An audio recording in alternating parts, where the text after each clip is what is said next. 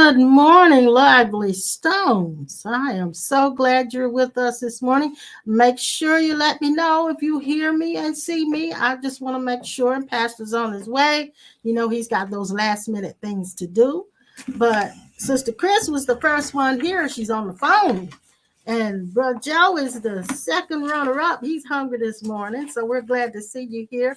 Hey Deb, we enjoyed that prime rib, sweetheart. She bought us a prime rib for Thanksgiving, and we appreciate her for that so much. And hey Vincent from California, yes, we had a happy Thanksgiving, and Pastor's birthday was wonderful. It was. Yeah. And Pat is celebrating her birthday today. Are you kicking the bucket over there? I got a bucket. Got kicked. He's kicking the bucket. Tore it up. Let me make sure Sister Chris can hear me. Make sure now. Are you still there? Good. All right. Let's see who else is here this morning. I see Dee Dee and George. Hey, Dee Dee and George. Hello, I out hope there. you had a good trip they went to New York, didn't they? Was it New York? Yeah. And I hope everybody was good. She went up there to spend time with their grandbaby, their new grandbaby. Jamal has a little girl, and it's so cute. Hey, Connie, good morning to you. Happy Sunday to you. Good morning, Sue. Good morning. And Marlon. Hey, Marlon. And John Greason, glad to see you here this morning. And Miss Pearl, hey, sweetheart, I love you. Hey, Vincent, he said, looks good and sounds good. Thank you. Thank you, sir. Sounds good, looks good. Thank you. Hey, Diane and Jude. Hey, Judy. We're loud and clear. Thank you, guys. Appreciate Dr. you Jones? so much. Yeah. She said they're back now. Dee Dee said they're back now. Oh, good. Hope you had a good trip. You gonna ring your bell this morning, or Okay. what are you gonna do? We're gonna talk to you a little bit on Not the too bell. hard. Not too hard. A little harder than that. Come on.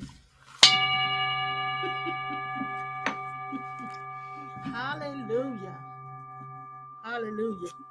You did it. Yeah. You did it. I got something I want to read. Can I? Good. And this is, I don't know if I've introduced this book to you guys before, but I'm reading from, let's see, let me move Dee Dee's message here so I can show them. This is it. It's called Resurrecting Jesus, and it's by Adia Shanti. I was sitting and contemplating this morning, and I thought, okay, what does it mean to embody the Spirit of Jesus? To have the Spirit of Jesus Christ come in you and you enter into the Spirit of Jesus Christ, to actually embody it. I think it's more than just learning some scriptures and trying to be good.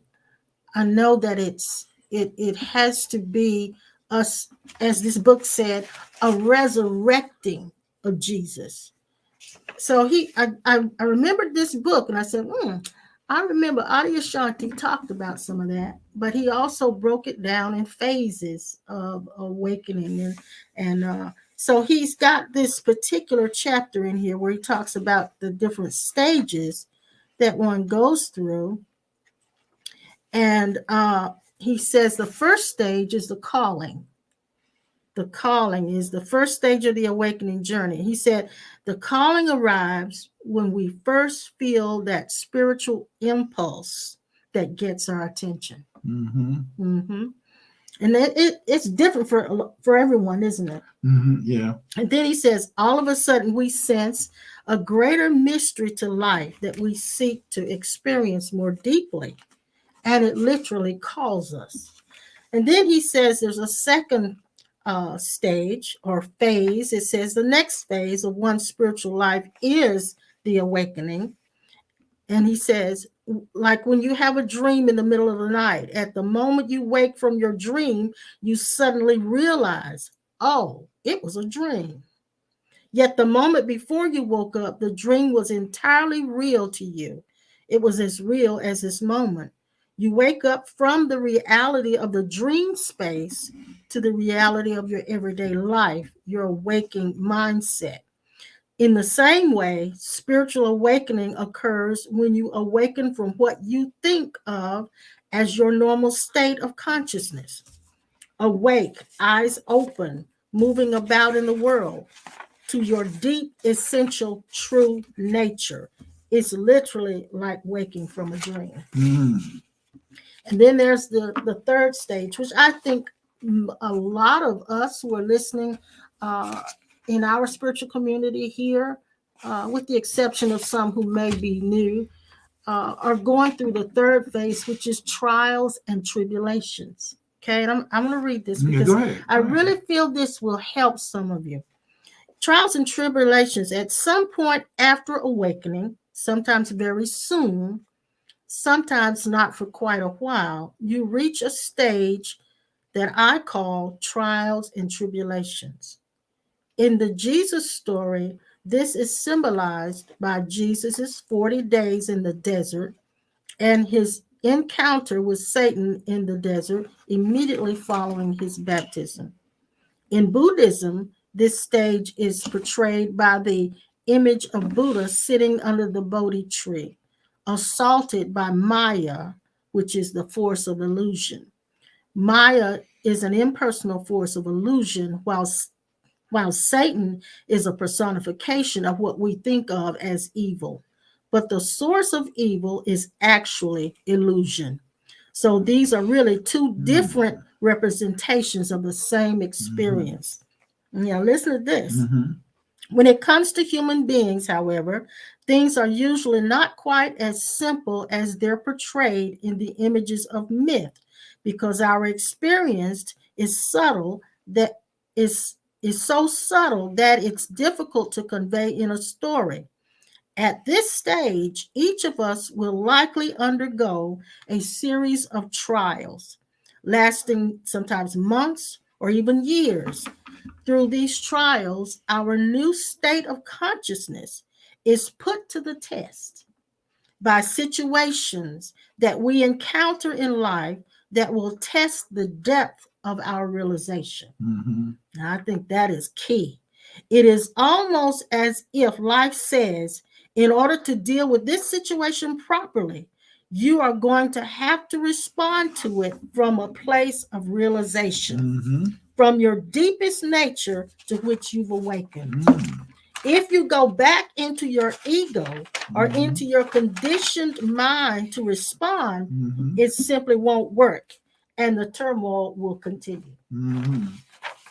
I think that is perfect for Good. us right now. Perfect for us. So I feel that some of us are at that point, in that stage or that phase where our realization is being tested. Yep. We set it up like that Yes, we did. in We our did. infinite identity. We certainly did. What I'm hearing is what you are and have always been, and what you find out that you've always been, Mm-hmm. and what you find out what you were not and always have been not that. Mm-hmm. And you've entered into thatness. Yes. You have now settled the issue that upon this earth, this ground, you have clarity Mm-hmm. for a measure of energy to flow through you without any obstruction. Yes. Yes. You are now in a place of waking up to something that has lied to you that you've been asleep. Okay. But since everything in us is being used from the same source does not have prejudice in it. Right. There is no prejudice in your pure identity. It took us a while to accept the fact that to be perfect is not a goal to reach. To hear your God self speak or give out information or wisdom to your conditioned self, Mm-hmm. it is not hindered by feelings or released by feeling, even though feelings may accompany it. Maturity dictates that it does not have to have a sensation behind it, but it does bring forth a knowing. And some of these knowing that we want to know about has not anything to do with us walking the path of this path, but it's a part of the ego that wants to say, well, I felt it and it's true. I want you to find out that it's true whether you feel to think it or not. Yes, yes. And that's the key to, well, you have to understand also that there's no place in this universe where you're going to move without having some kind of interference. Yes, yes, yes. Now I want to address something, and what you just said was good. It was excellent. Sue says the key, I think, is to be grateful for the trials and tribulations. That's a big key. They will pass, and we move on to the next phase. Yes, that is the key. In order to be truly grateful, you have to go back to your true essence, because you in your egoic mind would never be thankful in the midst of a trial or a tribulation. Another thing I'm discovering is that trials and temptation, however we want to word it, does not interfere. I'm just this is just I'm hesitating like this because I feel the dust settling. Okay. And a lot of the work that we've been doing, and some of you will continue on to do it, that's with us this morning, until you satisfy the claim of your true identity being the real you. Yes. You have never been the name that you carry on earth. A matter of fact, you had other names. Yes. Example, yes. You're not just in this body. You are in everybody else on this planet as the pure self. Oh, let me break it down a little simpler for you. As your eternal self. That, you notice that in our classes, I stay on that eternal self a lot. That's important. Yes. It is. It's very important that you be anchored in that, because whether you find out through new birth or what religion say it takes to be born again and filled with the Spirit, that's okay. But you need to understand that there's something much deeper and beyond that experience. And how far can you go in the experience of knowing than finding out who your real self is? Find out who your real self is not your birth certificate, nor the name that your mother gave you. So based on what Adyashanti is saying in this book, the trials and the tribulations are there or presented to us to uncover that we are been trying to be. Yeah. I finally got a glimpse of what it means to, when we say namaste, Christ in me honors the Christ in you. Byron Katie, when she first had her awakening, she didn't know what they were saying when they said namaste. She thought they were saying no mistake. Oh, and that was good for her. And you know what? Yeah. That's exactly right. No mistake. When you decide to see what is already in front of you, you will see what is also in front of others that you face. I mean, you as the I am is saying to the I am that these people are that you meet every day without verbalizing everything.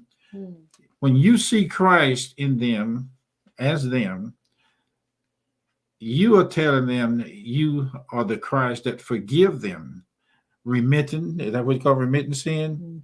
And you're telling them, but they don't know it. But see, when you get into this thing, you're going to see a whole lot of things. Here it goes. You're going to see and hear a lot of things that is true that you don't find in a book. Okay. And the truth that you don't find in a book does not mean that because you don't find it in the book that it's not authentic.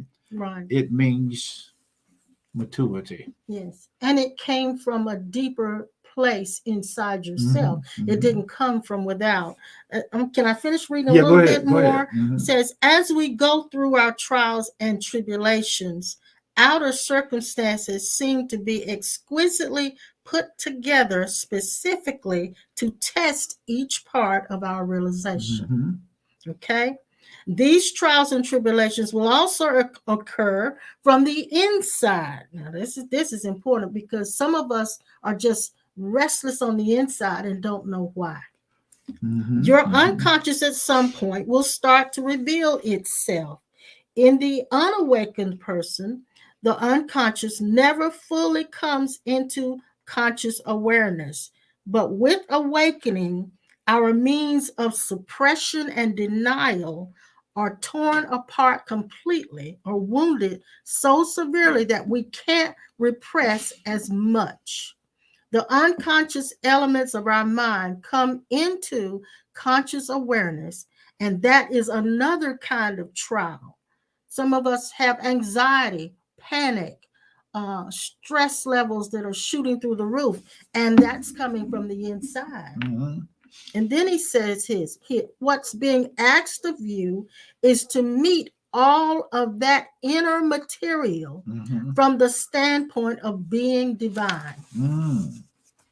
Well, that's good. From the standpoint of eternity, to meet it, to understand it, to resolve it. Now that is a biggie. Mm-hmm. Mm-hmm. Because that says I've got to take a deeper look at myself. Okay, Mm-hmm. why is this happening inside me? What is all of this about? What is this turmoil coming from? And then deal with it. Okay, that sounds great. You got some more? A little bit. Yeah, go ahead. Yeah. Go ahead. Said you could think of these inward and outward trials as a form of purification. Mm-hmm. You're purifying the body and mind, the same body and mind that you woke up out of when you awakened. Okay. Mm-hmm, mm-hmm, I heard this mm-hmm. little girl in the book here said to Peter, when he's around the fire after Christ was crucified, Yes. surely thou also art one of them, for thy speech betrayeth thee. That's a good one there. I like that. Your speech betrays you. Your discernment has stepped up a little bit. Mm-hmm. You don't have to have someone to come to you and tell you that you were right or wrong. You don't need to be pat on the back to make sure you're on track. And when he said that your speech betrays you, Mm-hmm. he's saying the language that you're using and the conversation that you're having is telling you where you're locating your awareness. She said, I can locate where your identity is. Yes. I can locate from the vibration sounds of your voice where you are and where you've been. If it's coming from the body, if it's coming from the mind and it's harassing thoughts, or I should say bombardment of thoughts, because it'll chatter. Is it coming from that true place? Because if it comes from that true place, there's a lighter feeling that comes with it. I wrote down something here in one of my notes, and it was really good. But start finding out, when you start finding out who the real self is, there are certain movements in, now watch this, there's certain movements in the organs in the body. When I was in the dimension of Christ's self, where I was seeing in a parts house with Jesus, he's standing there watching me. I see it all the time. I looked up on the shelf and there were different body parts. Now you would think of body parts in the way your mind think it was being gross. But what he was showing me was the intelligence of an energy, the intelligence of each body part that was on the shelf. And he was showing me that these body parts communicate to each other in the human body and the anatomy. The intelligence of this is so powerful that the body itself automatically is producing of its own in the power of this energy flow of our true identity. We are so empowered awareness when we leave our bodies and they begin to work with it to get it prepared for something.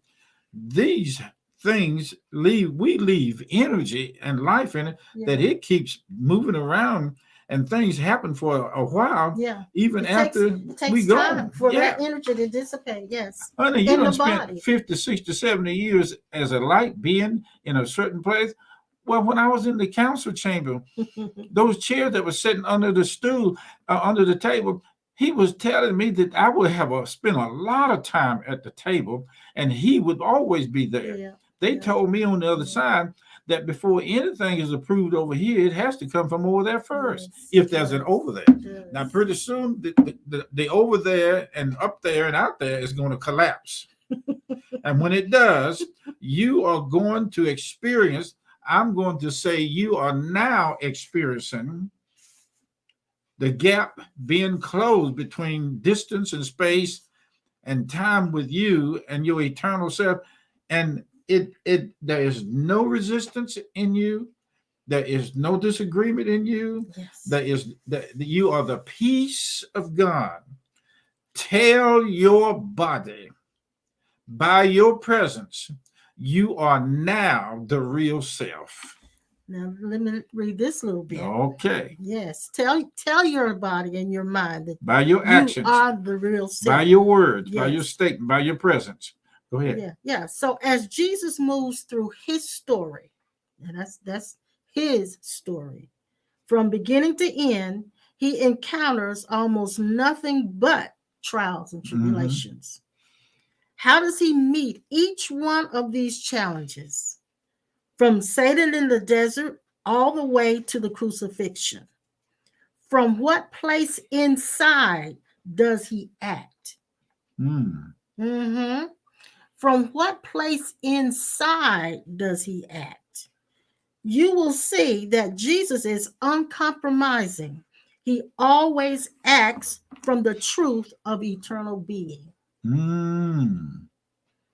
This is an amazing teaching, and its message is, if you meet your trials and tribulations from your own deepest realization, they will be released from your system and purified from you, so that eternal being can fully be embodied through your humanity.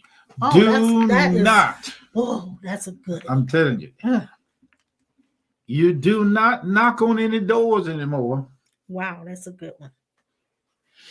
To try to get them open. When you walk up to it, before you get there, matter of fact. If it's supposed to open? You can face any door that's not open, and when you do, you will automatically know whether that door is you or something else. If it is you, then you go through. I'm going to say it another way. Can I go back? Go back. I'm going to go back into the box a little bit. Okay, we call going back in the box is church language, like what you used to say. Yeah. When you face something and you get this scratchy feeling. That's what you always call it. I get this scratchy feeling. Like, I don't know. Most of us ignore that scratchy feeling. In the secular world, they would call it a red flag. Oh, okay. Okay, go ahead. You gonna read? I'm finished. Just like that? Yeah, but you were going to say something. Oh, Lord, no. But I forgot what you were going to say. Yeah, I'm waiting on you. One lady, and you probably heard me talk about it, she left her body, near-death experience. And they told her to come back, but she found out over there that she was as consciousness, she could expand herself as big and as far as she wanted to. Yeah, I remember you were telling us about that. But when she got back in her body, she hadn't expanded herself enough to fit back in it. I sat there and looked, I thought, my chin dropped. I said, what? To fit in it.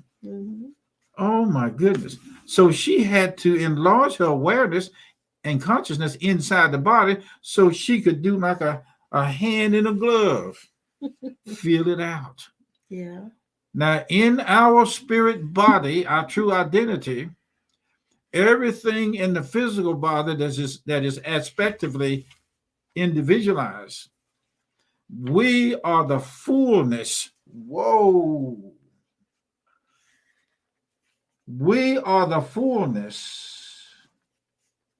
We are the fullness of God in these bodies. I'm smiling because my stomach is talking. The fullness is us, aware of our true self. Yes. Pretty soon, the talk is going to betray itself. And you're going to start finding out, if you haven't already, that your conversation is being heard and not spoken through you in many statements that are made. No judgments on you. There's no judgment on you. There's no burden on you. But now you discover the stripes on the zebra's back. You put them there. Now you discovered who put the deer out in the field. Yeah. Now you discovered what it is to say that I am, that he is, that I am in every area of this walk. My stomach's talking. Sorry, you guys. She got a little growling going It's over there. It's empty, that's why. I didn't put anything in it. You are the purification of God. Yes. Now, I'm glad you said that. Mm-hmm. Let me read this. The next stage he mentions is the abiding tranquility. Mm-hmm. He said, abiding tranquility arises when, through the purification process of the body and mind that's initiated by the trials and tribulations, your humanity is literally emptied of conflict. What follows is an inner state of unification. That's the union we used to talk about. That's the embodiment taking place. All the forces in you are now unified. Your psychology, your spirit, your will. The personal will is no longer pushing and pulling you all over the place. And you no longer have a constant sense of psychological and spiritual friction. Instead, there is a deep state of abiding tranquility. Now, this doesn't mean you're always tranquil. You are still capable of utilizing the full spectrum of human emotion, but the inner underlying reality is a very obvious abiding tranquility. And when there's real unification, I want to say union with Christ, because that's the way it comes to me, is union with Christ, is unification. Nothing can pull you out of it. You might go through challenging times, but essentially in the depth of your being, you're still unified. And when you're unified inside, then you also see unification on the outside, because the inner and the outer are actually one thing. Oh, that's so good. That is so good. The Christ that you've always been is not surprised at the broken places in the maps. Yes. The Christ that we are trying to find in everything is waiting for you to see everything in its original state. Yes. And at this point of embodiment, there's not a practice, not a practicing. It's simply a living, a being, and there's a constant recognition of that deeper place inside yourself. Jesus called Judas and told him right there in his face that he would be the one that would betray him. Yeah. Jesus didn't try to bring a band of people together to lock that Joe Bill up. Nope. He didn't He try to convince him that he shouldn't do it. No, he just loved the hell out of it. Yes, he did. And if it didn't come out, he loved it in him. He loved it to the point, he loved the hell out of him to the point that Judas was so convicted, he actually killed himself. You can't. You can't do this under disguise of your birth certificate, honey. You can't do this by going out every Sunday morning, knocking on somebody's door and asking, can you read some scripture and pray with them? You just can't do this. And if you do it, you need to know who and what is doing it. And you can't do this either by trying to practice being spiritual. Thank you. And that's not authentic. That's You're right. practicing to be spiritual. That while it's a good thing, it's commendable, it doesn't get it done. You're constantly having to apply effort. You're constantly having to try to be something different. It's done. Yes. I'll give you last night, yesterday evening, we had a couple came by, and when they did, baby girl loves this guy, so she gets really playful, and we went outside with them. They were going to their car, and all of a sudden she gets to playing really, really rough because she's just having such a good time, and she pulls a muscle. I heard her go, whoop, and then she stopped. She dropped the toy and limped over to us, and we said, oh, here she goes. She wouldn't put a weight on her leg. So here we are around 10 o'clock last night. She's we're trying to put her leg in a sling and make her go to the bathroom because she didn't go out to pee. And so we're trying to help her. We're trying to hold her up and sling.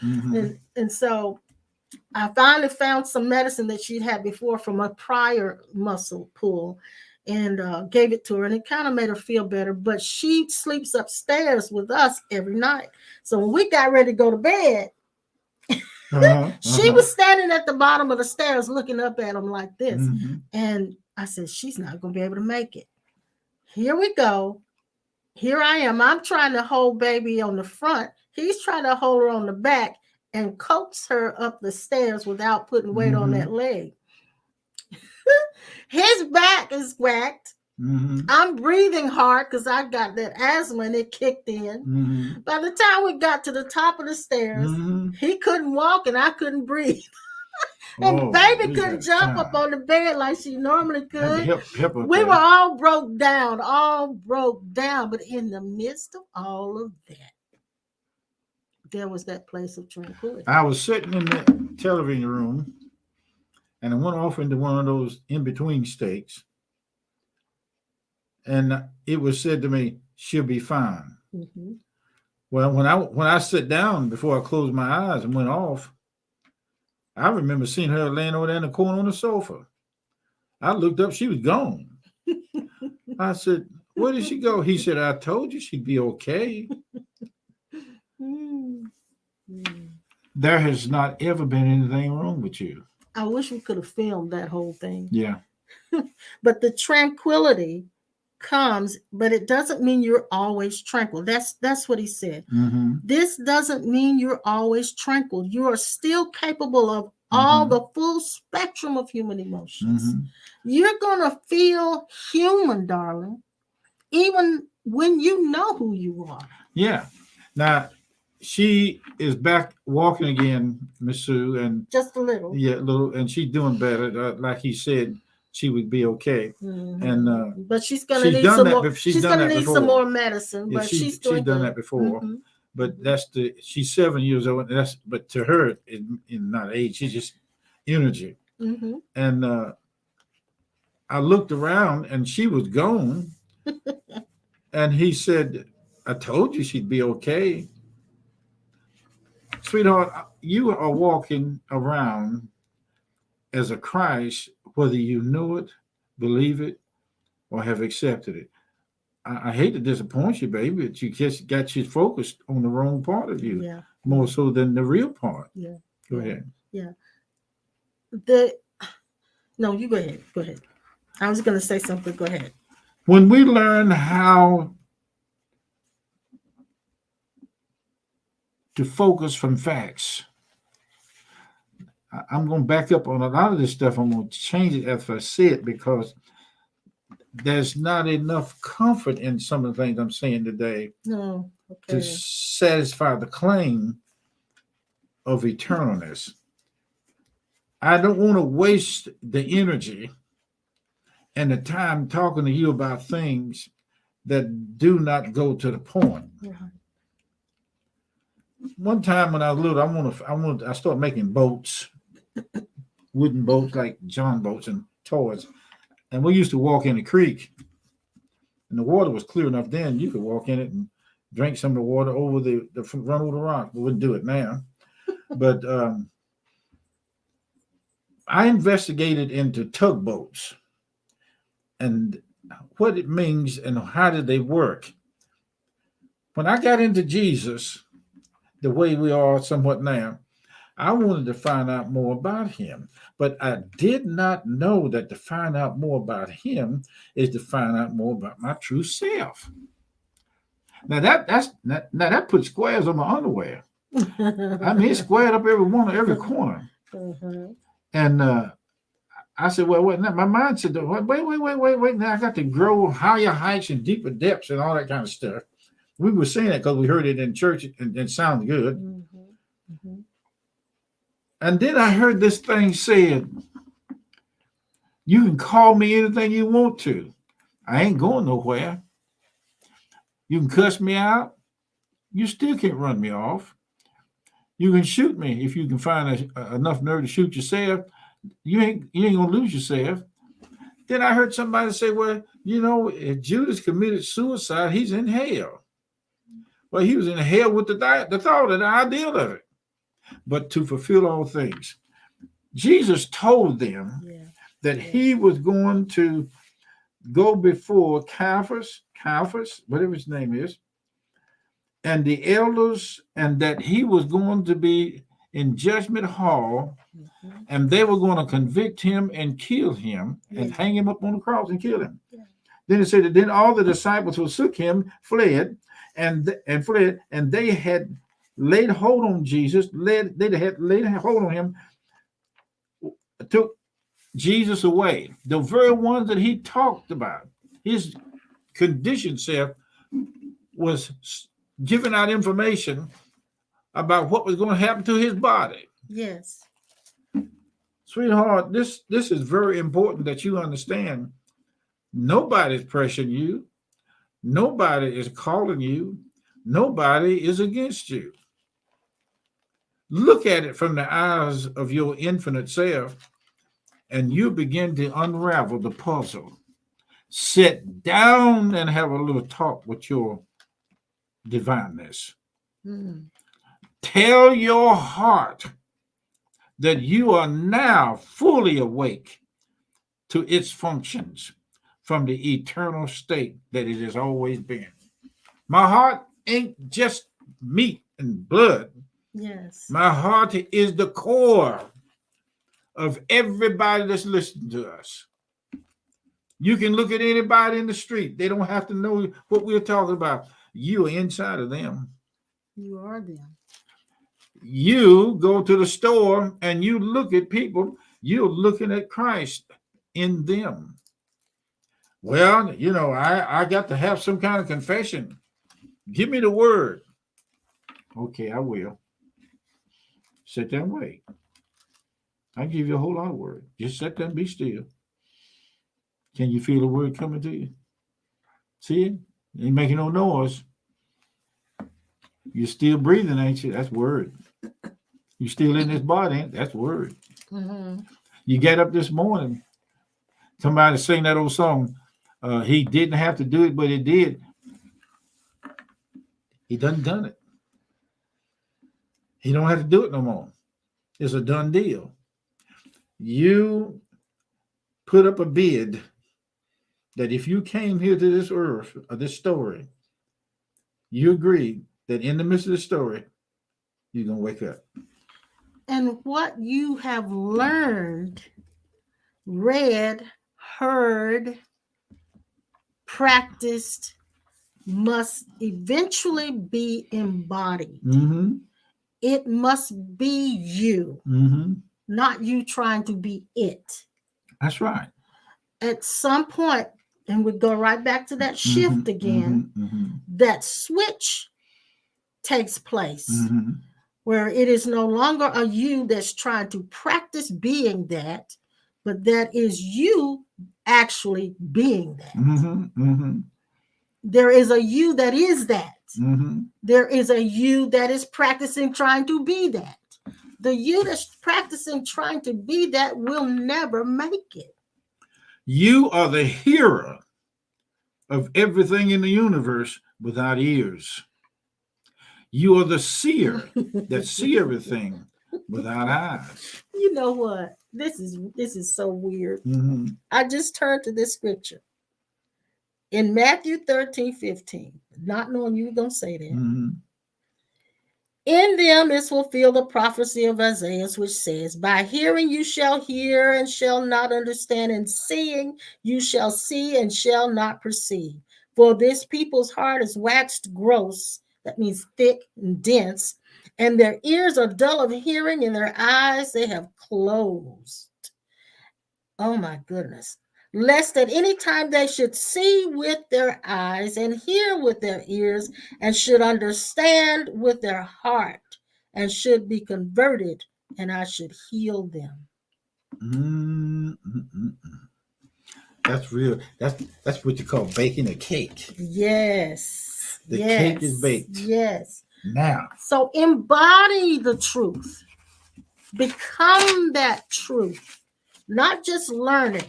Not just practice it to try to emanate it, but embody it, and that may happen after trials and tribulations, because that realization, if you've had a realization, it will go beyond just trying to practice it.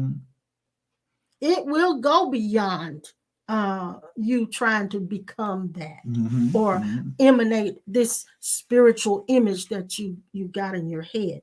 It will eventually be who you truly are. It is already who you truly are, but when that switch is made in your awareness from the one who's trying to be to the one who is, that's when it's a culmination. If you don't feel it, it works. Still works. If you don't see it, it works. If you don't find it, it's still there. It's still there. If you don't know it, the intelligence. Okay, here we go. When Jesus' heart was revealed to me with the 5 colors, he was revealing to me the 5 major functions of the eternal self in everybody in the universe. No one left out because of age, sex, demeanor, honesty, dishonesty, save or not save. The man, the Christ, the you, agreed with everything that he did and is doing in this earth right now. Yes. You agree to it. Don't ask your mind, how did this happen? Get out of reasoning. Don't ask your feelings to verify. Yes. Start now to say, excuse me, sneezing. Start now saying with your attitude. Did it go back? I pushed it back up my nose. Pearl says, I have come into the awareness that this personality knows nothing. So I've given up trying to be. Thank you. Thank you, Pearl. Thank you. That is a big hurdle for some people. That's right. Because they're constantly trying. When tribulations or trials or crises come up, I got to try to do this. I've got to try to act like this. And the more they try, the harder it becomes. The God kind of intelligence. It is no way these bodies could function without the God intelligence. That's right. It is God, the God kind of intelligence that makes us equal with him. I'm sorry if you don't think you've reached it. Just go ahead on about your business. You're going to find out in a minute, in just a second now. It's going to hit you. What we've been talking about. See, a lot of y'all won't hear my voice until later. Yes, yes. And you know, I think the reason why we work together as well as we do, because we never talk about what we're going to talk about, do we? Prior to getting on, we never talk about that. I think the reason why, and yesterday he said to me, "You're just becoming so reasoning and logical, overly logical." But then I thought about him. I didn't say it, but I'm going to say it now. He's become overly mystical. So it's like a seesaw effect. But you know what I realized, babe? You know what I realized? What you realize? That in order for them to get the whole picture, they have to see how the mystical, which is truth, has to translate over into the actual practical living. So while you were saying about baby girl, she's going to be all right. And that came from a place of truth. It was true. On my end, being different in temperament, I had to allow wisdom to arise in me to know what to do for her. And so it was still the same beingness, but because of temperament, we responded differently. And that's the way it's supposed to be. You are the intelligence, Dr. Blue. Don't go to your mind. Don't ask Oliver. Don't ask him nothing. Don't ask Oliver. Don't ask Judy. Don't ask Antoinette. Don't ask Clifton. Don't. You done found out the secret. You done worked the code now as to how to get through the master door. Yes, sir. All of us are masters. In a low key, low, cool as a potato, cool as a breeze. I didn't say froze, I said cool. Now we're able to sit down with God in all places and listen to the voice of the thunder of the eternal love from the heart that automatically forgives before it ever finds out, before it's ever found out that anything was done wrong to you. It is forgiveness. Yes, yes. Meditate and put your awareness into that secret place. The doors and the keys are designed only for you to get in. James says to meditate on yourself is to awaken your hidden self. Who is the meditator and who is the hidden self? Who's the sweet potato, mashed potato? So you're still mashed potatoes. Who is the one doing the meditating that finds that hidden self? That means there's still two. Now, let me read this. Let me read this. All right. In the New Testament, okay, I'll back up a little bit. Okay, go ahead. Said, the God of the Old Testament is a tribal God. In a culture centered on a tribal God, nothing is more important than God's relationship with the people of the tribe. All right. Jesus not only has a relationship with the radiance, with the burning, but Jesus himself becomes it. And he's talking about the burning bush with Moses. Jesus actually becomes the burning bush. That's a significant difference. All right. Within your spiritual journey, you may have a phase of your life where you very much feel like God is other. And the goal at that point may be to have the most harmonious, unified relationship that you can with God as other. For many people, that's a very important and beautiful part of the journey. But the Jesus story depicts a different order of experience. You would call it the Melchizedek order. One in which you now fully experience yourself to be the divinity. When I say yourself, I don't mean your ego. If an ego concludes that it's God, that's a deluded and potentially dangerous ego. And it's dangerous because it's now fortified itself with the concept of being God. And nobody can penetrate it because it is now raised itself up above everyone else. Okay? It's not your ego that realizes it's God, but your true essence. It might be more accurate to say God within you realizes it's God. Wow. God in you, within you, realizes it's God. Oh, Lord, that's good.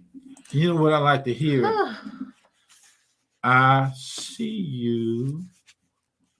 I know where you are now.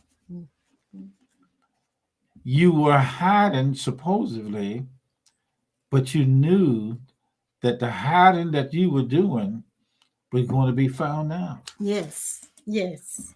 You knew that you were going to find yourself in all of us playing the game in this dimension like a story. I talk to the real self inside of you now. And I'm calling it forth in consciousness, doing already what is being done to reveal itself to your mind any way it needs to and have to. Here's another one. Individuality and ego says, if I can, as one denomination and one church, win so many souls to give their life to Jesus, we might be the one that redeemed the world. And take the city. We used to prophesy that stuff. Oh, man, we did. When church, every church in the city wanted to take the city. The key to the universe, the key to seeing Christ and the world being changed is when everybody in oneness look up.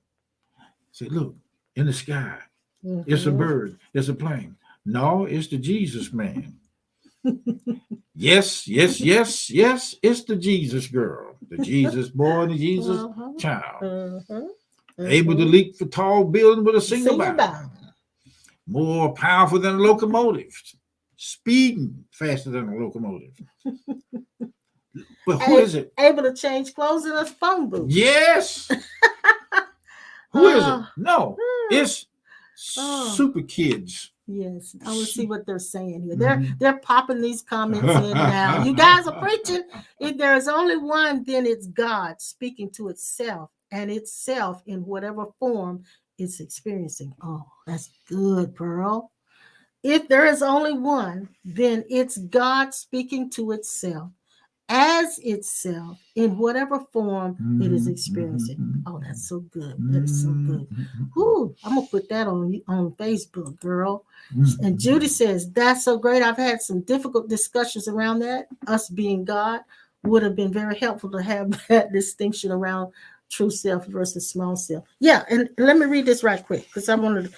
There's another phase, and I don't know if we'll get through all of this today because, our days are forever. It is called relinquishment. All right. Relinquishment is the experience of the death of the ego. And see, when you come into an awakening, the ego tries to steal it. I think James Dixon said this very well back sometime. He said it hijacks the truth and tries to be it. And awakening is the transcendence of ego. Awakening doesn't mean that the ego is dead or even that it's really gone anywhere. The awakening experience may change the nature of ego, making it more unified, more whole, but the ego is still there. Relinquishment is what spiritual teachers mean when they say, die before you die. Many people mistake dying before you die with spiritual awakening because awakening can feel like a death and rebirth process. But this relinquishment is something much, much deeper. In it, the self, the egoic self, actually dies. And afterward, you operate from a different place, a place without a center. And when when you think of yourself as God, it is not the ego self thinking of itself as God. It has no arrogance in it. Mm-hmm. It has no superiority in it. That's right. It doesn't even have any more spiritual mind in it. That's right. You're very human. You're more human then than you were before. Shakedown time. Yes. Shake all the dust out of it. Because you're getting ready to find out that where the question came from is where the answer is, and vice versa. There would be no question if there was no answer. That's true. We're looking for the answer in so many different ways, which could be good. You're open to the revealing of truth. Yes. But once you settle the dust, turn around, take a look.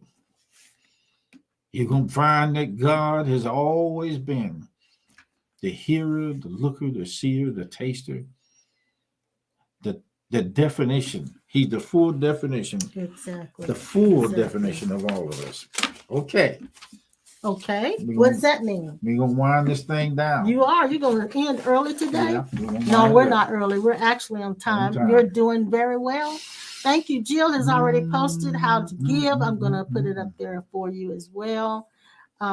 We thank you guys for continually blessing and so sending in your offerings to Cornerstone and Pastor had a wonderful birthday. You guys were thank you for the gifts that generous to him. That was really a blessing to see you. Yeah, and of course, when you give to him, you're giving to me because you know we're together. We're soulmates, not cellmates. I say that. Yeah. Okay. Okay. So if you would like to give, and I know you will, go to you can text to CLC Greensboro to 73256, or you can use paypal.me/cornerstone35. Or if you're old school and you don't want to use the internet and online, do P.O. Box 36259, Greensboro, North Carolina 27416, and just mail it in. And then if you want to bless Pastor and myself, we know Christmas is coming, right? Wow. Christmas is coming real fast. And you can give to us by doing Cash App. That's $A Sawyer C, or paypal.me/ACE Sawyer 72. And I want to do one thing before you hit that bell.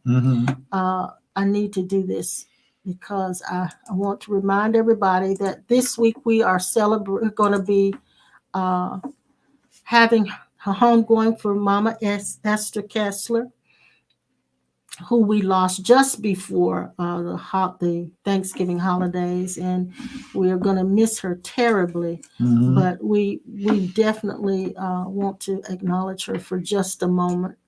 If you don't mind, we will just acknowledge her for a minute. I was telling you. I want to do it with silence for just a minute to acknowledge her, if you don't mind, Pastor. Okay, go ahead.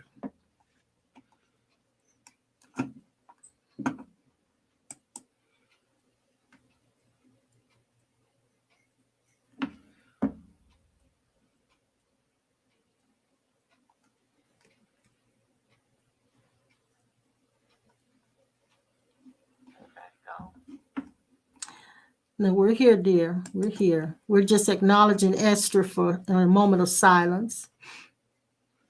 And thank you guys for taking the time to do that with us. And we love you guys, and we'll see you again on Tuesday night. Okay. Thank you for coming to see us today. We appreciate you, and we release and call forth the healing power of God to erupt in your consciousness. Yes, okay. Yes. Until then, bye-bye. Bye-bye, you guys.